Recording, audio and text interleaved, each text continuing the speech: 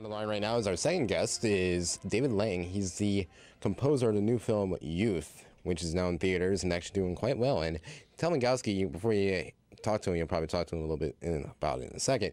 But you get an award for this, apparently? He's getting an award, a nomination or whatever? Nominated for, I believe, Best Original Score for Golden Globes coming up this year, which is incredible. So, congrats, David. Actually, I'd love to. Yeah, let's see. Are you on there, David? I'm here. Hey, David, how's it going? I'm really well. How are you? I'm good.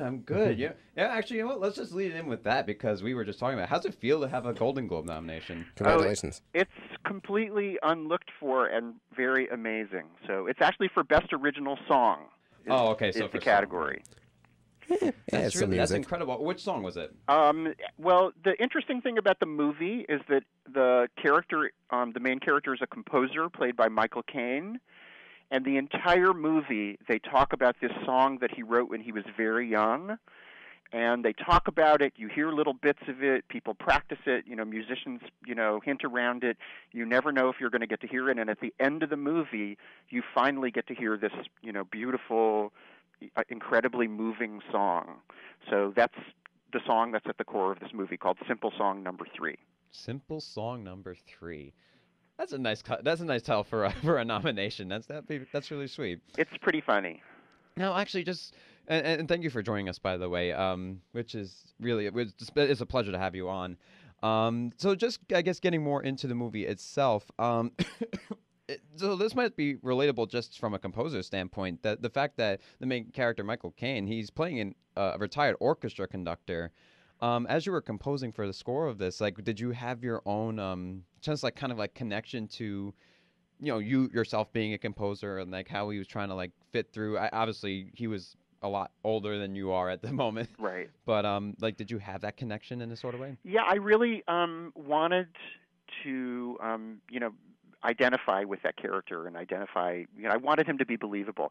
He's a composer and a conductor, and as you may know, there are not many big budget feature films that are, have a classical composer at the core of them. So I felt like not just a great thing for myself to write this music, but for my field in general.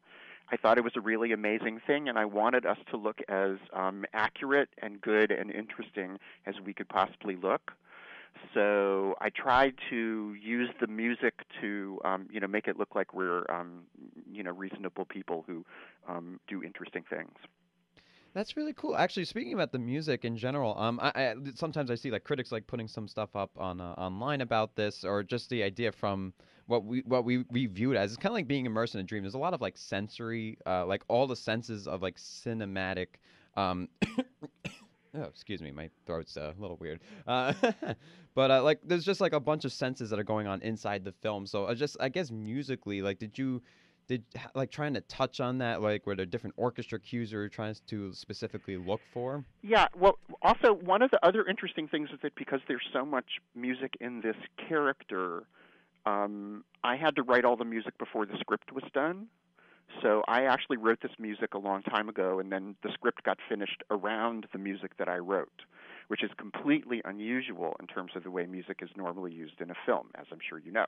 Absolutely. So what that meant was that I got to spend a huge amount of time talking to the director, Paolo Sorrentino, about how to use music to tell the story and how to define who these people really were.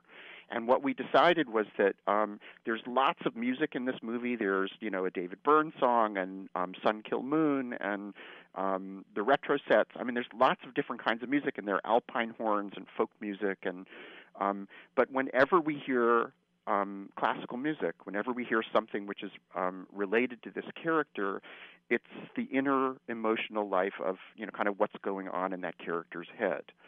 So because I got all my stuff done so early, we were able to use music as a way to, sort of make sure that it just pointed to the emotional life of this one person.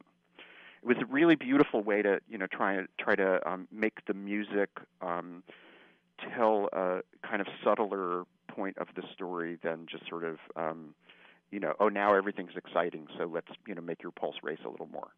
Absolutely, and actually, just the genre of this film. I would say it's like more like a genre comedy.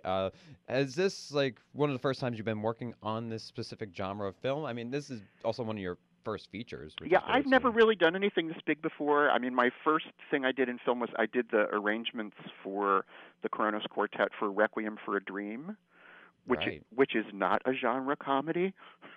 No, absolutely not. um, but I did music for a film a couple of years ago called Untitled with Adam Goldberg, where he plays a composer, and that's actually a very funny movie.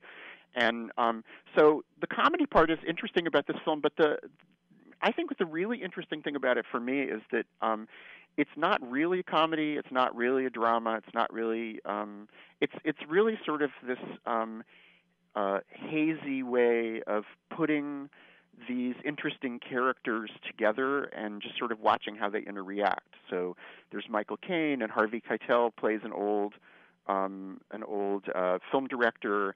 Jane Fonda, an old film star. Paul Dano is a young up and coming film actor, very successful. And so basically you get a bit of their story, not told in a kind of plot way. It's not really as if anything happens, as if anything advances the story.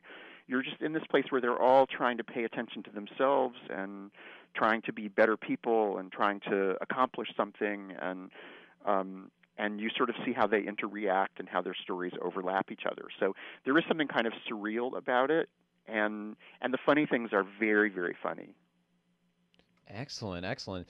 And just I guess one more question, just because of the time we have here on the show.